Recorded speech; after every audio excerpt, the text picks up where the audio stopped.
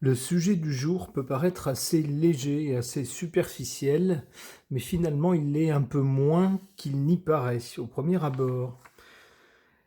Tout part de ce petit article qui nous dit «Vive les dentitions avec défaut. Le sourire hollywoodien n'a plus la cote».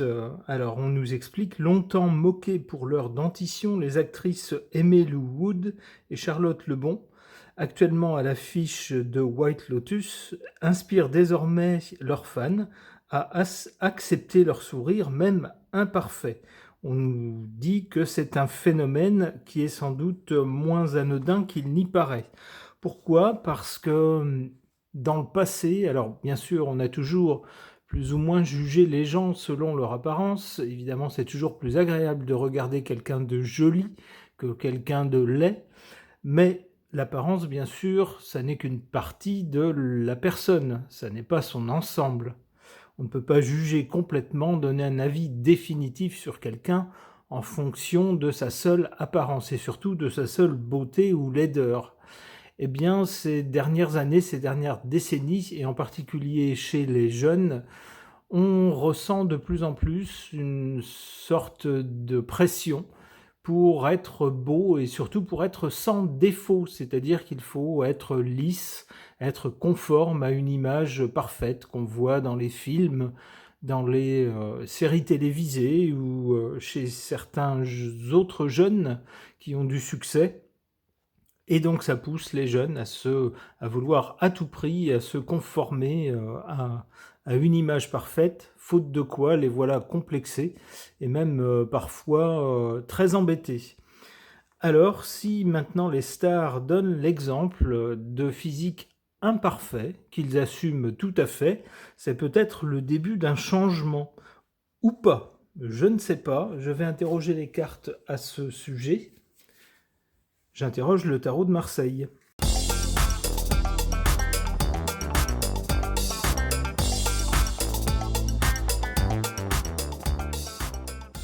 Et bien voilà un tirage de cartes très réjouissant concernant, on va dire, la dictature de la beauté sans défaut.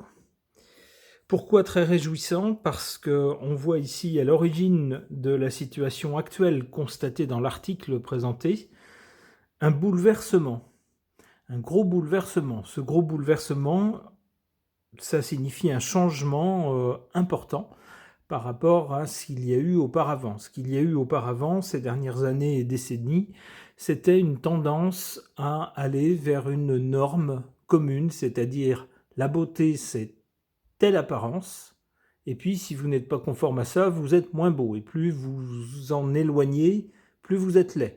C'était ça, c'était défini clairement. Eh bien, patatras, on a un changement qui s'est fait apparemment récemment, et qui nous amène à quoi? Eh bien, pour le présent, avec le mat, on a tout simplement des stars qui commencent à refuser ce genre de normes et de dictates. C'est-à-dire que la beauté, d'abord, c'est très subjectif. Ce qui est beau pour certains, c'est laid pour d'autres, ou ce que certains trouvent, comment dire, d'une beauté éblouissante, pour d'autres, c'est, ma foi, quelque chose de très lisse, sans trait caractéristique, et donc finalement pas très excitant. Eh bien, donc, on a maintenant des stars qui n'en font qu'à leur tête, qui ont décidé, par exemple, si elles ont des dents un peu écartées, ou des dents un peu mal fichues, ou autre chose, ou un œil un peu tombant, avec une paupière un peu tombante, ou que sais-je, une implantation de cheveux qui peut surprendre, eh bien, ils se disent, j'assume, c'est moi, comme ça, je n'ai pas l'intention d'être un mannequin. Je suis tel que je suis, avec mes défauts. Vous prenez ou vous laissez. C'est comme ça. On a donc voilà, une émancipation. Avec le mat, on ne suit plus les rails. Eh bien, par rapport à une dictature, on va dire, de normes, disant ça c'est beau et ça c'est moche, et vous vous conformez à ça, et patatras, c'est plus ça. Maintenant, les artistes font ce qu'ils veulent. Et on nous dit, pour l'avenir, aussi pour ça que c'est réjouissant, qu'avec le pendu, ben, on ne peut rien y faire. On ne peut qu'assister à ce mouvement, on pourrait dire, de libération, j'assume mes défauts, ou ce que d'autres appellent des défauts, et qui pour moi ne le sont peut-être pas. J'assume complètement, et puis ben, le reste du monde n'a plus aucune influence là-dessus. C'est-à-dire que ben voilà, on assiste simplement à ce mouvement, on pourrait dire, de libération des dictatures, d'une dictature de la beauté.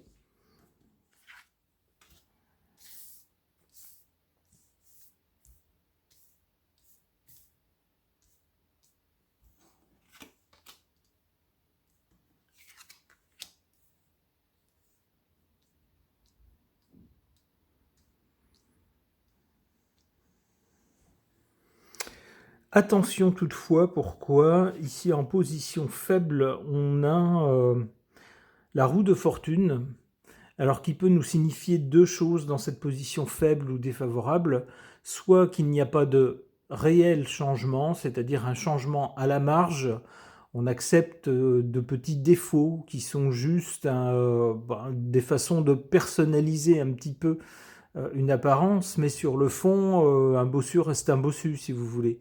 Et puis une dame sculpturale reste une dame assez jolie. C'est-à-dire que le changement ne serait pas si profond que ça. Ça pourrait être ça, l'idée. Ça pourrait nous dire aussi que ce changement, pour l'instant, est un peu bloqué parce que les mentalités mettent du temps à évoluer. Quand on est une star, évidemment, c'est facile de faire ce qu'on veut, c'est facile de se comporter comme on en a envie et de se dire j'en ai rien à faire du regard des autres. Mais lorsqu'on est un jeune adolescent, qu'on est soumis à la pression de ses pairs et que ça compte beaucoup puisque c'est eux qui forment les repères vis-à-vis desquels on se définit, eh ben on ne peut pas changer de mentalité aussi facilement que ça. C'est ce que tendrait à nous dire aussi la Lune ici, en position favorable, cela dit, qui nous parle de choses qu'on voit et de choses qu'on ne voit pas. La Lune, c'est un astre un peu nocturne. Ça voudrait donc nous dire que pour l'instant, même si certaines stars adoptent cette attitude du côté, qui souligne les petits défauts en disant c'est moi, il faut m'accepter comme ça. C'est peut-être pas aussi net que ça dans la population, et en particulier chez les jeunes. Alors peut-être que certains ont un esprit plus libre et vont se dire d'eux-mêmes « je m'en fous, dites de moi ce que vous voulez, c'est pas mon problème, c'est le vôtre », mais pour d'autres, sans doute, il y a quand même un poids important encore du regard des autres et des normes définies par les autres.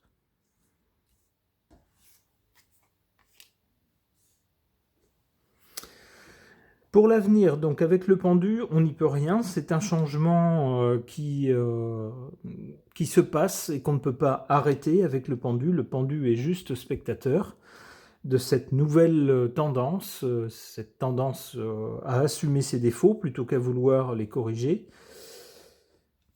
On nous dit même avec le pape que ça risque de devenir carrément, alors pas une religion, mais un mode de pensée, une attitude. C'est-à-dire, oui, je sais que je suis trop maigre, ou je suis trop gros, ou je sais pas, j'ai un nez crochu, ou j'ai, je sais pas, un nez kirbique par exemple, et plutôt que d'avoir des complexes et puis de vouloir corriger tout ça, non, c'est une nouvelle philosophie, on s'assume tel qu'on est, on ne veut pas se changer pour devenir quelqu'un qu'on n'est pas à la base, on s'assume tel qu'on est, et puis pour nous finalement c'est pas des défauts, c'est notre personne, on est fait comme ça. C'est vers ça qu'on irait, apparemment, avec des jeunes qui s'inspireraient du discours de personnes plus âgées. Peut-être donc des vedettes. Ouais, et avec le chariot, on nous dit bien que c'est quelque chose qui va gagner du terrain, qui très vite va s'imposer. Une dernière carte. L'étoile, c'est vraiment une tendance qui est, on pourrait dire, protégée et qui va apporter un mieux-être, quelque chose de mieux, qui va libérer sans doute pas mal de jeunes de certains complexes, c'est-à-dire oh là là, ben moi j'ai beau manger des choses qui font grossir, je reste désespérément très maigre, même si j'essaye aussi de faire du sport pour me muscler, ben j'ai pas une constitution comme ça, je suis très maigre, bah du coup j'ose pas me montrer, j'ose pas sortir, je pense qu'on va se moquer de moi. À l'avenir, non, à l'avenir on se dira, ben je suis fait comme ça. Et si ça vous plaît pas, c'est votre problème, c'est pas le mien. Moi, je suis comme je suis. Donc ça devrait aider les gens en général et en particulier les jeunes à mieux vivre avec eux-mêmes, à s'accepter tels qu'ils sont, et puis entre eux également, c'est-à-dire que on forme pas un groupe de clones où tout le monde est pareil, où tout le monde tend à être pareil. Au contraire, on forme un groupe où les gens sont très différents, ils assument chacun leur apparence différente de celle du voisin, avec des styles différents, des physiques différents. Ok. Concernant un article nous parlant de la dictature de la beauté dans le monde du spectacle, dans le monde tout court d'ailleurs, puisque la société dans laquelle on vit est devenue un monde d'apparence, où il faut surtout avoir l'air plutôt qu'être, eh bien il semblerait que ça soit en train de changer sous l'impulsion de certaines vedettes américaines, semble-t-il, qui n'ont plus de complexe et assument ce que d'autres considèrent comme des défauts physiques. À ce sujet, j'interroge l'oracle des signes du temps.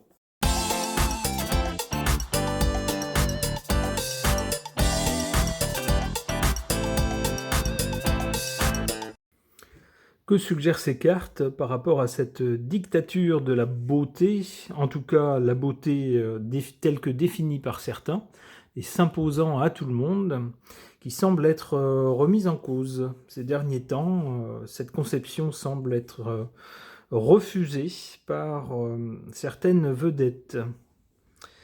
Ici, du côté du passé, on a cette carte des flamants roses. C'est un symbole d'élégance et d'élégance visuelle. C'est très visuel, un flamant rose. Et ça nous parle donc, même chose ici, de code de beauté. C'est-à-dire qu'il y a certaines choses qui sont plus ou moins universellement considérées comme belles. Ça, c'est avant, du côté du passé. Pour le présent, on a cette carte du recyclage et de la récupération qui nous dit comment dire, qu'on va plus loin que la société dans laquelle on était jadis, où on était dans un monde uniquement d'apparence, et quand ça ne convenait plus, on jetait. Telle star n'est plus conforme, eh bien on la jette, on ne l'emploie plus dans les films ou dans les séries, puisque on considère qu'elle ne répond plus au canon de beauté, et on la remplace par une autre personne qu'on jettera dès la première ride apparue. Ou au contraire, s'il s'agit d'une personne qui doit jouer des personnes du troisième âge, eh bien on la figera dans une espèce d'état, et si jamais elle change d'apparence physique, on la jette. Eh bien, ici, avec cette carte-là, du recyclage, de la récupération, on n'est plus dans la même mentalité. Le but n'est pas de se contenter d'une apparence et d'un état dans lequel il faut être, et quand on n'y est plus, on est jeté, on est perdu, mais de faire avec les choses tout au long, si j'ose dire, de leur cycle de vie. Donc de les accepter également lorsque elles n'ont plus leur apparence de départ, par exemple, ou qu'elles n'ont pas tout à fait l'apparence qu'on aurait voulu qu'elles aient. Je vois dans cette carte-là l'idée justement d'accepter des défauts, d'accepter des personnes qui ne soient pas standards, qui ne soient pas comment dire, des numéros d'un produit multiplié à l'infini, avec cette carte du recyclage.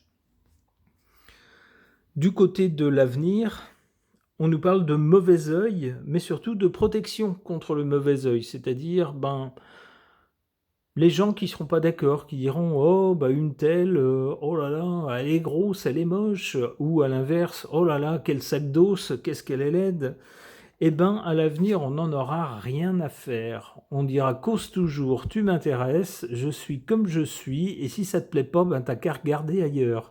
En fait, on sera protégé contre le mauvais œil, contre on pourrait dire les mauvaises langues aussi, par exemple.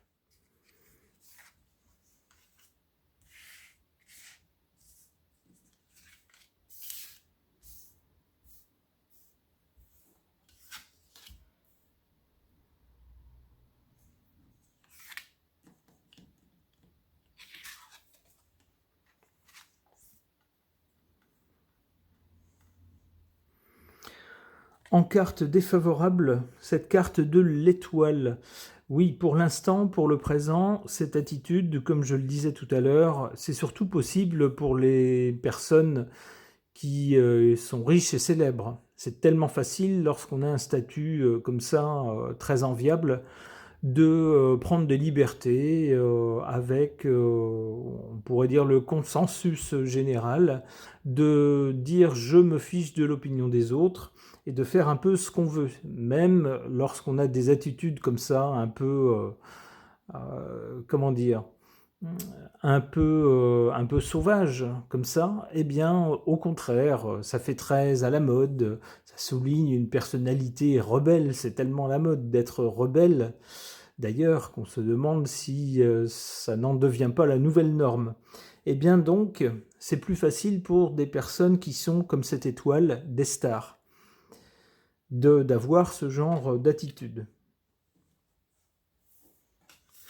Pour les autres gens, les gens comme vous et moi, les petites gens, et en particulier les plus jeunes, qui eux aussi sont bien plus que nous, sans doute plus âgés, les jeunes sont soumis à une espèce de dictature du beau, de la conformité à certains critères physiques, une conformité à des critères d'apparence.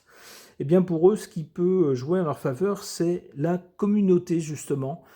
À partir du moment où il y aura plusieurs personnes dans un groupe qui vont dire « moi j'assume ce que d'autres considèrent comme des défauts, pour moi ça n'en est pas, c'est juste mes caractéristiques ». Ce qui fait que je ne suis pas truc, muche, bidule ou machin, je suis moi, je suis différent des autres. Lorsqu'on aura des groupes avec plusieurs personnes comme ça, eh bien ce sera beaucoup plus facile pour d'autres personnes de s'y agglomérer et de se dire ben moi je suis pas jugé par rapport à une norme qui serait obligatoire pour tout le monde. Pas du tout, je suis pris tel que je suis et jugé sans doute pour mes qualités humaines.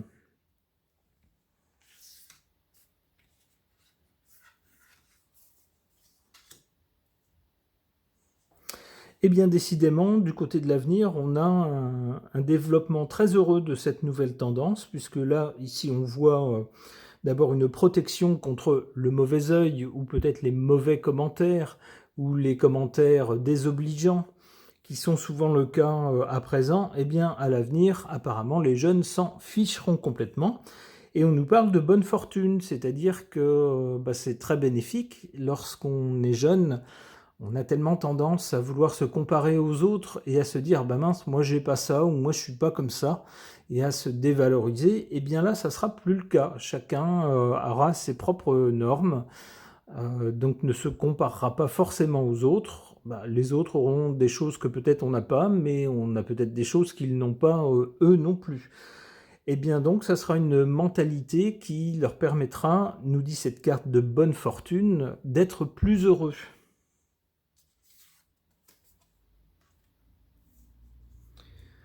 On a ensuite cette carte du labyrinthe ou du voyage. Le voyage, effectivement, lorsqu'on est plus complexé, on peut ne pas hésiter à se lancer et aller à la rencontre des autres, de toutes sortes de gens différents. On a beaucoup moins la peur au ventre lorsqu'on se dit, eh ben en fait, le monde est fait de personnes toutes différentes, il n'y en a pas deux pareilles. Même des jumeaux, ils ont des différences, alors le reste du monde, il n'y en a pas deux pareils. Donc, moi, c'est la même chose pour moi. J'ai des caractéristiques qui sont uniques. Certains les verront comme des avantages, d'autres comme des inconvénients. Mais voilà, C'est ce qui fait la personnalité. Et à ce moment-là, une fois qu'on a ce genre de mentalité, on n'hésite plus à aller vers toutes sortes de gens. Donc ici, on a le voyage, donc pour aller vers éventuellement de nouveaux horizons ou de nouveaux milieux, par exemple. Des milieux qui ne sont pas notre milieu d'origine. On a donc fort logiquement ensuite cette carte du tournesol qui pour moi est une carte très solaire, qui nous parle de bienveillance, de chaleur et de personnes en tout cas qui s'épanouissent. C'est comme ça que je comprends cette carte et qui sont prêtes à agir sans être arrêtées par des complexes ou par des préjugés. Eh bien, c'est tout ce que je souhaite à l'avenir pour tout le monde et en particulier pour les jeunes. On sait que l'adolescence, c'est souvent un passage difficile. Certains ont beaucoup de complexes qui peuvent devenir pour certains même très très graves. Eh bien, j'espère que cette nouvelle tendance, cette nouvelle mentalité les aidera à s'épanouir. Ce tirage est maintenant terminé. Merci de l'avoir suivi.